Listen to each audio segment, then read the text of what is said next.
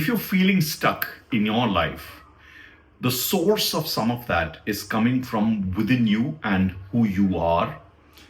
And some of it is coming from the way you are relating to everything else around you through your roles and the dharmas and the contributions that you're making. And the third big part comes in how you are exploring and furthering things.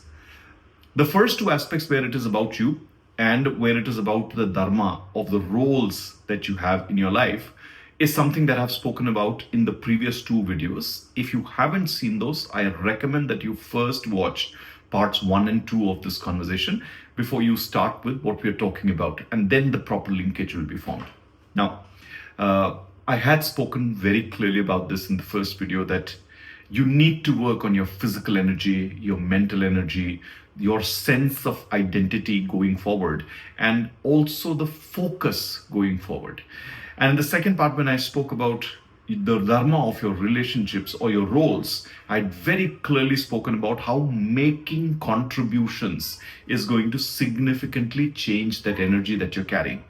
So hope some of you are implementing those techniques and are beginning to get unstuck in your life, where working on your physical and your identity really increases the amount of positive focus that you have in life. Choosing a clear focus, a goal, a hobby, a career change, a transformation is a significant point of shift and transition in your life. For that, some of what you have been doing and some of who you are and some of the people that you have spent time with is more than enough, but highly likely you will be required to make new connections, form new relationships, and that's something that I want to speak about in this video today. So as you choose newer focus to get unstuck, and as I said, it could be the formal aspect of getting your career unstuck, getting your skills, getting your expertise unstuck, or starting a new business, or moving or readying up to transition from one business to another, or setting up a professional practice. Or it could be the informal side, where you could be picking up a hobby, a new area where you could be involved in with yourself, with others, or with the society, doing some good work out there. In either of these cases, I would recommend that you start exploring new connections as the first step. As you explore new connections, you will go out there, meet people, attend forums, look at seminars, go through with certain groups and associations of people, and go through their rituals. And as you do that, you will significantly get to experience what's out there, what are people doing, what are people thinking outside of your immediate circle. And the moment we step outside of our circle and we explore other circles and we work with others, we will understand a very different set of ways of looking at the world. You may or may not have heard about some, but it's highly likely that you would not have had all those viewpoints as the other new group brings. So exploring new connections immediately starts running your creative juice and gives you a lot of high when you learn, hear, and understand new things. Yes, sometimes it can create mental challenges. You may get a sense of guilt or feel a sense of loss that you have not caught up with where the world is, but it's all right. You're exploring to get out there and to win. Now, as you start exploring, if you want to become a part of some of those groups, many times people in professional groups or in forums, etc., don't really accept you immediately. There is a period in which you have to go through that transition of getting onboarded, getting assimilated, and over a period of 3 months, 6 months, years, 2 years, become an insider.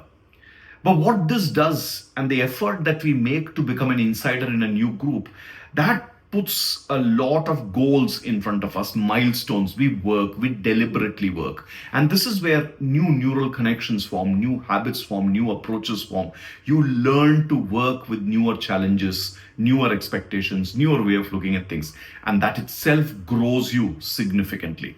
So combined with exploring various options, and working to become an insider into a couple of those groups or with newer people and newer connections, you're going to significantly enhance who you are, your persona, your capabilities, your thinking, your mindsets, etc. And what this readies you for is to start taking new opportunities and risks in your stride. Opportunities and risks again could be either in the formal area of your career or workspace, or it could be the informal area of your social connections, hobbies, performing arts, or whatever you are looking at to encourage and energize yourself.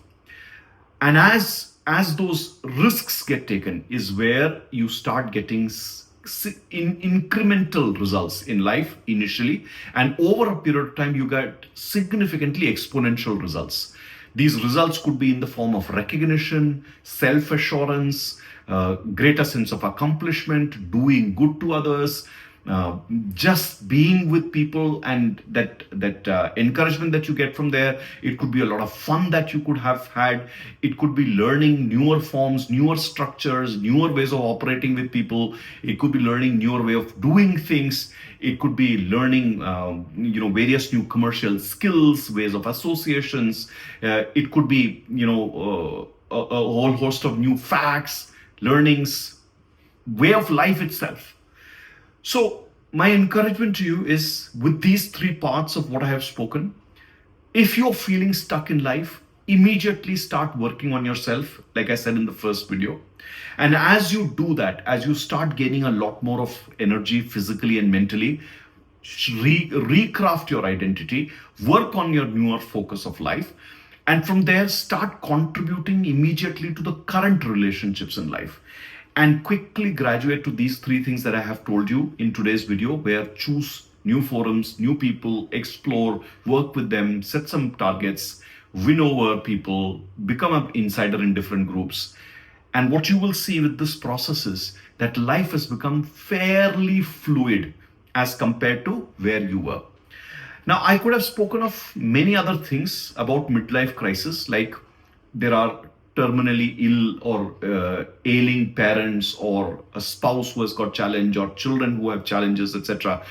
But those are very specific to individuals, and not everybody has those challenges. However, if you were to go with these three steps that I have shared, which is working on yourself, the contribution in your roles, and of exploring new options, highly likely your work with all of those challenges of life will also become much better. However, if in case those are your challenges of midlife, then you may require a little bit more of handholding, which I'm sure a guru, a coach, a mentor, you could find somebody professionally also can help you, because working with aging parents or grief or challenges of children requires some special handling. Whichever way, take action today, but do not forget to take care of yourself and to contribute to relationships around you. You do those two things, your life will stay meaningful. Wish you the very best and hope you're able to rejuvenate and recraft your life very soon.